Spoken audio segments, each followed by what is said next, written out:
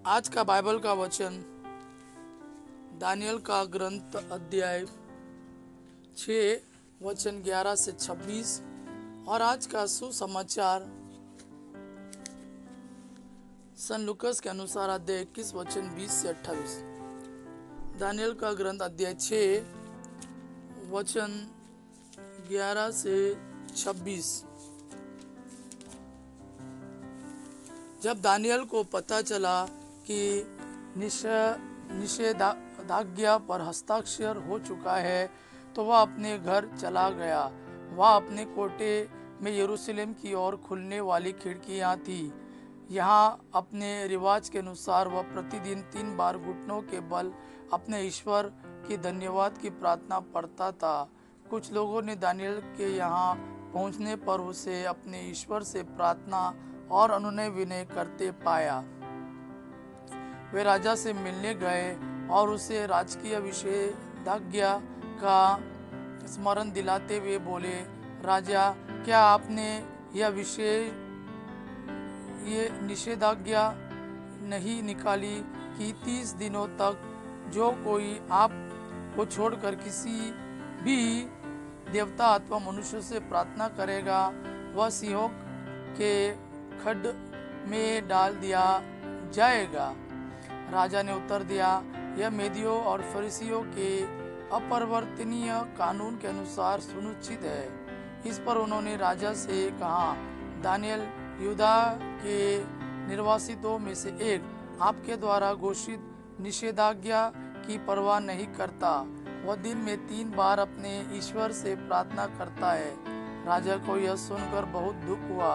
उसने दानियल को बचाने का निश्चय किया और सूर्यास्त तक कोई रास्ता खोज निकालने का प्रयत्न किया, किंतु उन लोगों ने यह कहते हुए राजा से अनुरोध किया, राजा, स्मरण रखिए कि मेदियों और फरीसियों के कानून के अनुसार राजा द्वारा घोषित कोई भी निषेधाज्ञा अथवा आदेश अपरिवर्तनीय है। इस पर राजा ने दानियल को ले आने और सिंहों के खड्ड में डालने का आदेश दिया। उसने दानियल से कहा, तुम्हारा ईश्वर जिसकी तुम निरंतर सेवा करते हो तुम्हारी रक्षा करे।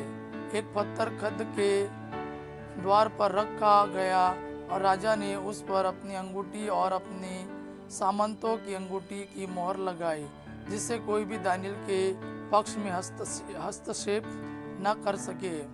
इसके बाद राजा अपने महल चला गया और उसने उस रात को अनशन किया और अपनी उपपत्नियों को नहीं बुलाया।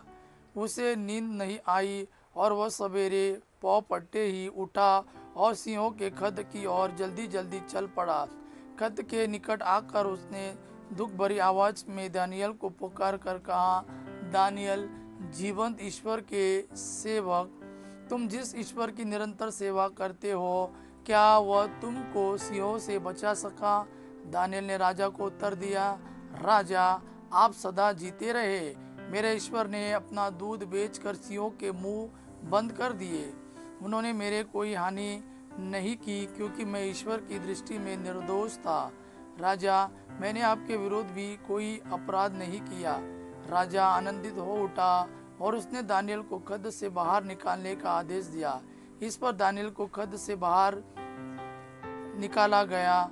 उसके शरीर पर कोई घाव नहीं था, क्योंकि उसने अपने ईश्वर पर भरोसा रखा था।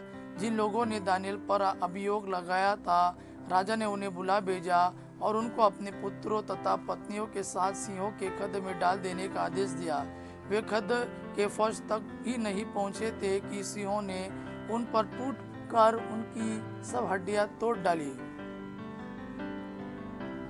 इसके बाद राजा ने पृथ्वी भर के लोगों, राष्ट्रों और भाषा भाषियों को लिखा,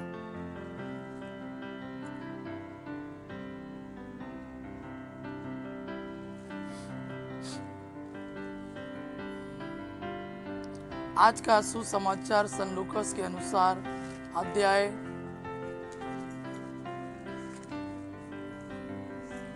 21 वचन 20 से 28। सन लूकस के अनुसार सुसमाचार अध्याय 21 वचन 20 से 28। जब तुम लोग देखोगे कि यरूशलेम सेनाओं में से गिर रहा है, तो जान लो कि उसका सर्वनाश निकट है। उस समय जो लोग यहूदियों में हो वे पहाड़ों पर भाग जाए, जो यरूशलेम में हो वे बाहर निकल जाए, और जो देहात में हो वह नगर में ना जाए, क्योंकि वे दंड के दिन होंगे जब जो कुछ लिखा है वह पूरा हो जाएगा। उनके लिए शोक जो उन दिनों गर्भवती या दूध पिलाती होगी, क्योंकि देश में घोर संकट और इस प्रजा पर प्रकोप आ पड़ेगा। लोग तलवार की धार से मृत्यु के घाट उतारे जाएंगे। उनको बंदी बनाकर सब राष्ट्रों में ले जाया जाएगा, और यरूशलेम गैर यहूदी राष्ट्रों द्वारा तब तक रौंदा जाएगा जब तक उन राष्ट्रों का समय पूरा न हो जाए। सूर्य, चंद्रमा और तारों में चिन्ह प्रकट होंगे। समुद्र के गर्जन और बाढ़ से व्याकुल होकर पृथ्वी के राष्ट्र व्यतीत हो उठेंगे। लोग विश्व पर आने वाले संकट की आशंका से आतंकित होकर निष्प्राण हो जाएंगे, क्योंकि आकाश की शक्तियाँ विचलित हो जाएगी। तब लोग मानव पुत्र को अपार सामर्थ्य और महिमा के साथ बादल पर आते हुए देखेंगे।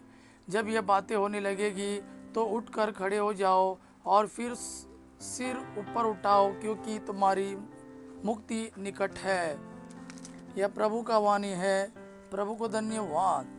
आबा पिता की महिमा और पुत्र यीशु का प्रेम आप पर सदा सर्वदा बना रहे। आमीन।